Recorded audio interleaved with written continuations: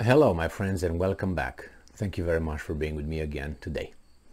Well, a person that you should start paying attention to, if you did not do that yet, is Giorgia.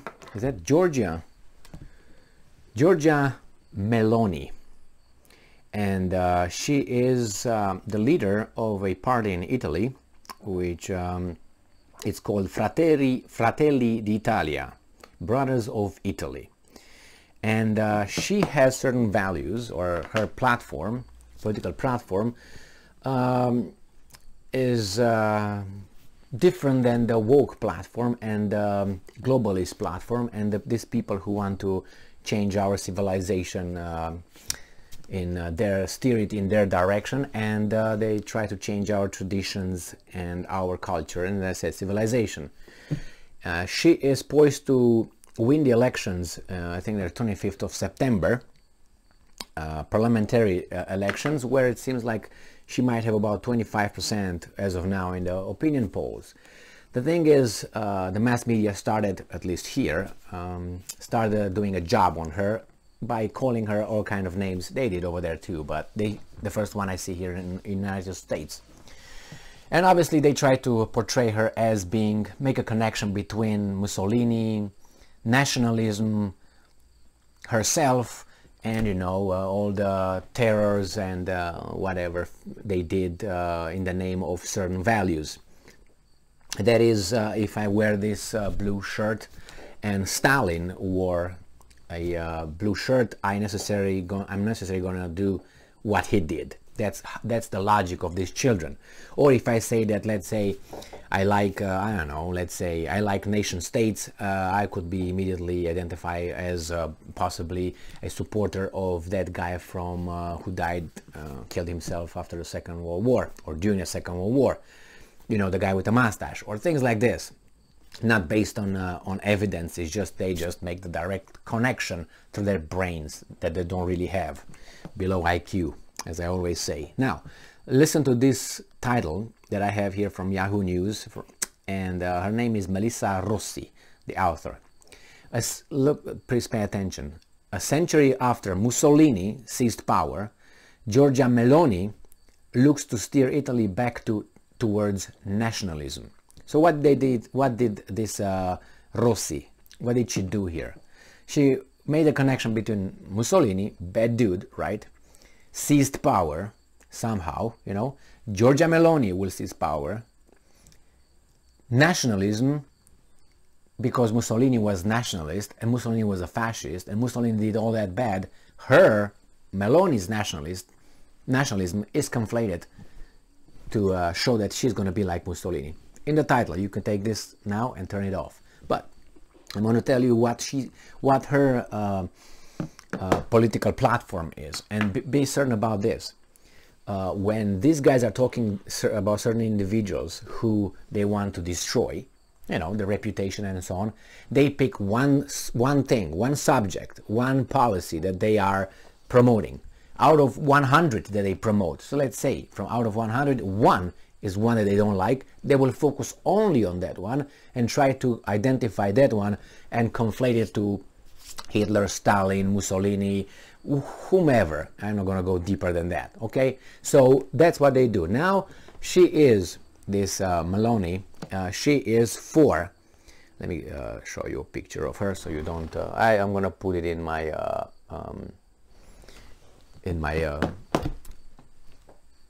video picture that you can see over there, the frame, and she's good looking, so that's always a plus for a lot of people when they go and elect people, I tell you that. Well, Meloni is for Christianity. She's for I'm just telling you what these guys say here, okay? She said that this is an uneducated person, which she's with no college degree, so for them that's somehow that's bad right now for her, you know what I mean? She's a single mom, all right, that would be a plus for the woke, but no, she's for motherhood, like, mothers strong and so on. That's bad right now in this article. She is against immigration in Italy. She likes Orban, the Prime Minister of Hungary. That's a no-no. all right? He's a strong man, not a democracy, he's a whatever. He's like Stalin or like Hitler, all those now. She is for Italy, she is for its economy, for independence. She kind of doesn't like the European Union thing. So it's a Eurosceptic, they call it. So if they want to portray you, they give you a name. You're skeptic, you're no, I'm just disagree with that one. I'm not with that. Or I'm a supporter. Oh no, Eurosceptic, that's a bad connotation, like denier. You're a moon denier. You know what I mean? Okay, if I say the moon is not on the sky, nobody will call me a moon denier. Say, Emil, what did you say? You lose your job because you are a moon denier. No, only certain kind denials you are pushed out. Otherwise, like, leave him alone, whatever. You know, no. You can't deal with those subjects. So they try to conflate here nationalism with Mussolini and with murder, and obviously you go from there, you go to Hitler and so on. But if we are talking about that and we try to conflate that, you know, because she's against immigration. She posted a video with an asylum-seeking immigrant in a village in Italy who raped an Italian woman. She posted that on Twitter. You know, someone videotaped that, and she posted it on a video, and Twitter posted it on Twitter. They removed it nevertheless, and she was, oh my God, how can you? What? What's wrong with me posting someone with criminality? Oh, is the wrong? Yeah, so she's very straight. She was also, I think, supported by Steve Bannon, who in 2018-2019 lived in Europe and created the movement, and he was trying to support certain groups in order to get what she's getting right now, you know, votes and all that, and it seems like that's a success over there on their part. And what else? I would like to talk about conflating things when they conflate nationalism to, genocide, for instance. We can look at other things, like, for instance, socialism. Remember when I say socialism? Oh, and you point out that socialism did not create any country with fantastic results, and I say, no, those are bad examples, all of them. All right, how come? I mean, they tried so many people. Oh, it would be implemented the way we want it. So we can't conflate socialism with poverty and, tyranny and all that. No, we can't. But we can nationalism with gas chambers all of a sudden. You know what I mean? You go like that, and you go and you hit it with like curb. And then we have religion. I mean, if you're like that, you can say, okay, genocide, religion, mass murder, religion. How can you get to that? Very easy. Just read history. And I can use this for something. I can use as reference my two books that I wrote a while ago, God's Nature, Part 1, Part 2. And in these books, what I did, I took the scriptures, read them, and I interpreted them, and black on white, how they were written. And I took 3 Bibles, a Romanian Bible or scripture, and 2 Americans, an international version and a Catholic version. The differences are just, the age, the words used, and but they say the same thing. But I picked and added, and I took notes. And I talked about, for instance, how do you call it?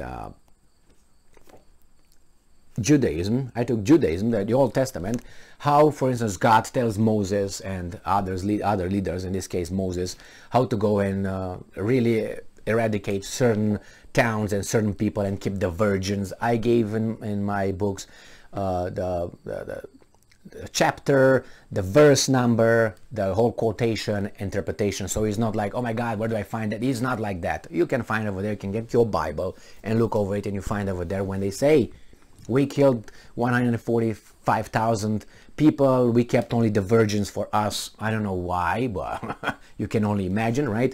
And so it's over there. I will just give you a short example how I did this. I can find something here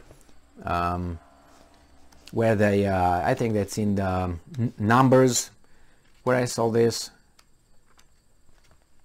No, Isaiah. So I got it from the first volume, the God's Nature, and it's page 47. Actually, it's from the Numbers. This is the chapter, and I went, for instance, to chapter 21, Arad destroyed. And you find here the verse number 2, verse number 1, verse number 3. They gave the Canaanites over to them, and one nation was eliminated, the Canaanites. And then I go to, for instance, to